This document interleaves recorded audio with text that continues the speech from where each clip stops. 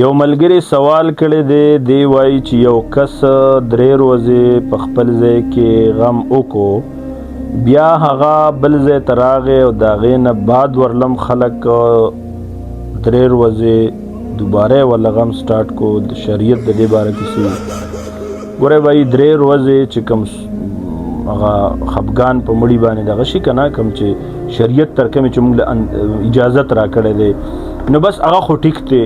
خو د 3 ورځو نه بعد بیا دا سیستم کول، بیا خلک را جمع کول او بیا دا دغه کول، دا ټیک نه دي. دا غیر شرعي کارونه دي چې دا سیستم به ګوره ډېر زیات مونږ تاسو ته مشکل شي.